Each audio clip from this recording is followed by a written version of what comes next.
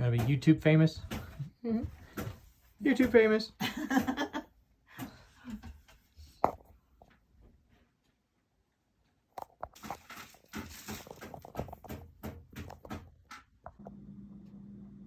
Remove the 4 screws that were holding that in place.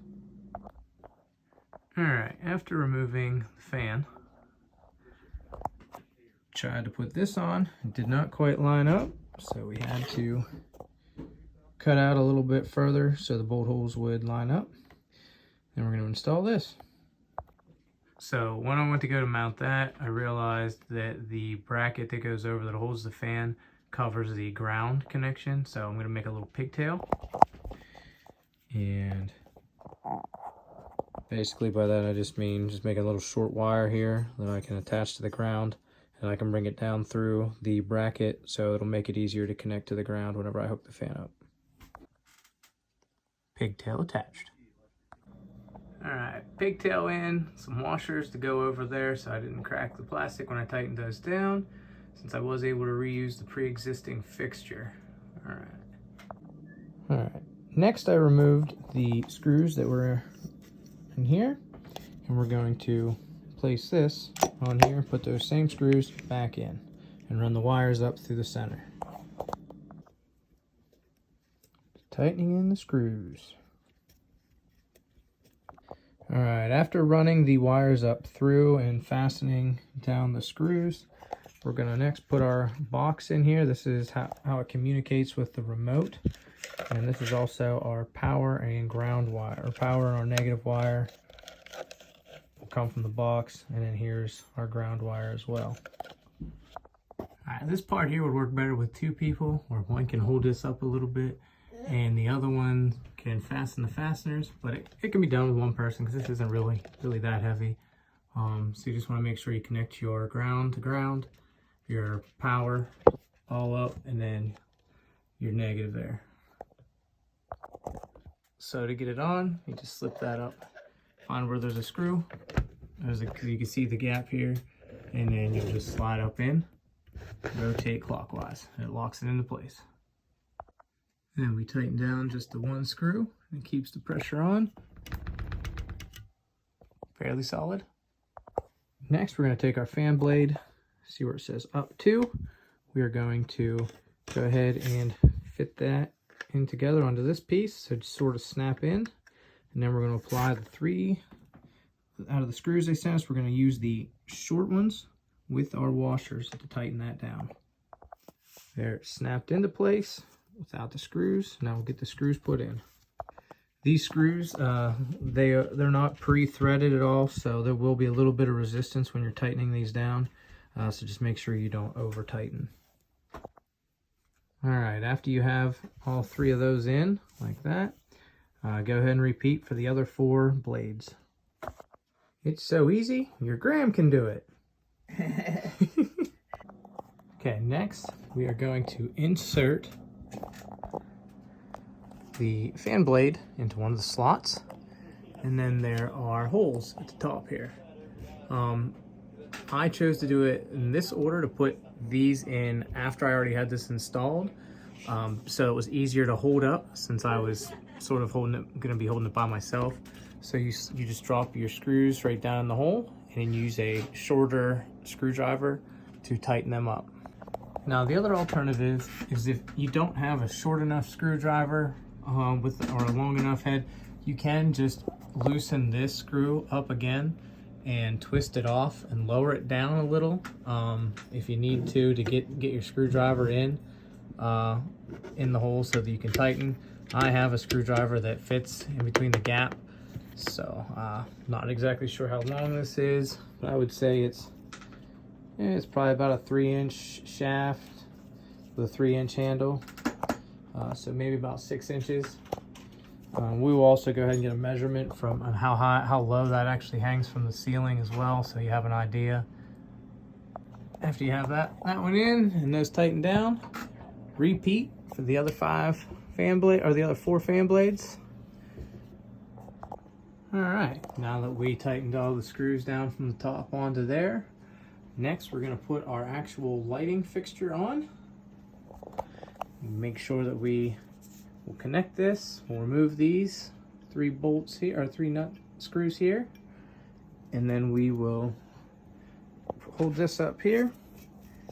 We will put one of those in there, and the other 2 in here, tighten it down, and we'll make sure that we actually loosen 2 of those, and then so that this can slide into a larger hole. Rotate so that it's tight, and then that hole there will line up with the 3rd hole. Just make sure to feed that wire down through the middle here.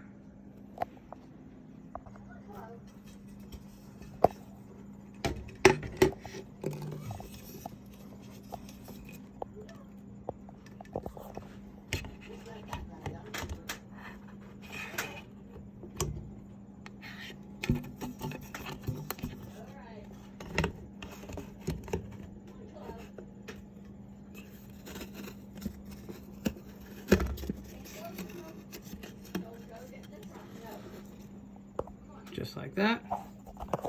And we will start this 3rd one into the hole, and then we'll snug those up. Next, we're going to attach this little wire here into there. Make sure that the correct way, as you see here, there is a little middle piece that sticks down. You're going to make sure that that is pointed down into the groove of the socket here. All right, make sure it is all the way in. You'll almost feel like two little like gives in it. All right, last part we're gonna do is, you can see where there's little recessed areas on it, and you can see where there's little bumps. Line up the recessed area, same as before, and give it a little twist to the right, and it should be on there pretty snug. All right, now we'll give it a test. Moment of truth, Graham. See if the light comes on. And there it is. We have light. That's wonderful. Now, with this fan and light, we also have a remote here. So we're gonna have to see exactly all the different settings. But right here, you can control your fan speed and see if the fan works.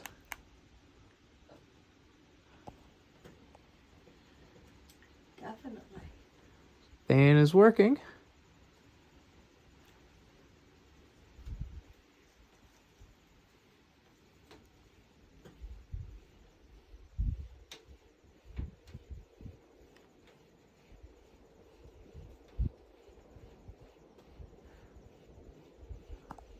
All right.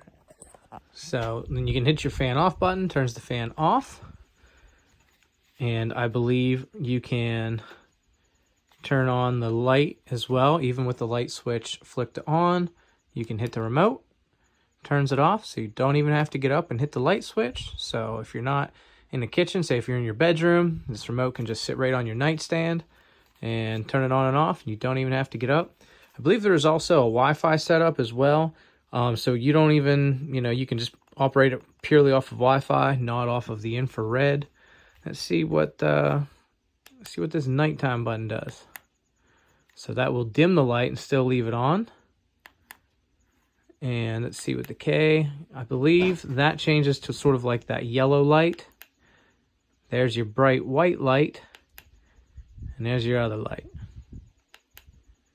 And then you can do your night for the dim. Forward and reverse, I believe the F and the R is for your fan direction, to where you're moving the air either up or down. The 2H, I'm not really sure what the 2H button is for. I'll have to look that one up.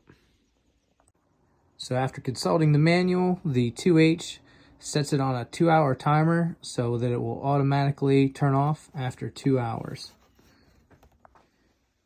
It also has a natural wind function where it'll speed up and slow down on the fan, making it feel like it almost, how the wind will pick up and die down some.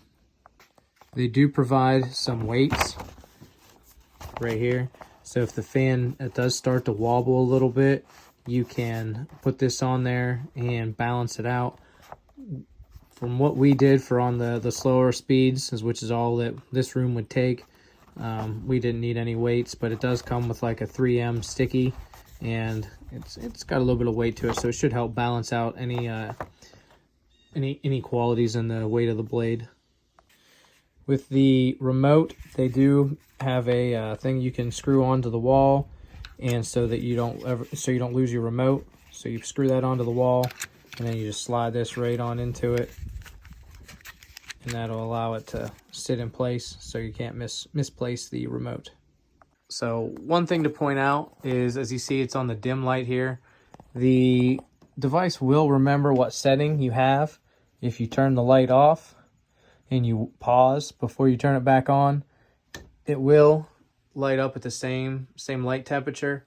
However, if you turn it off, turn it back on, it changes the lighting temperature. Same thing if you turn it off, turn it back on, it will light up as the brighter light, and it will cycle through. So if you want to maintain on the same one, don't flip your switch on and off really quick, or you'll have to use the remote to reset it, or cycle back through by flipping the switch rapidly a couple times.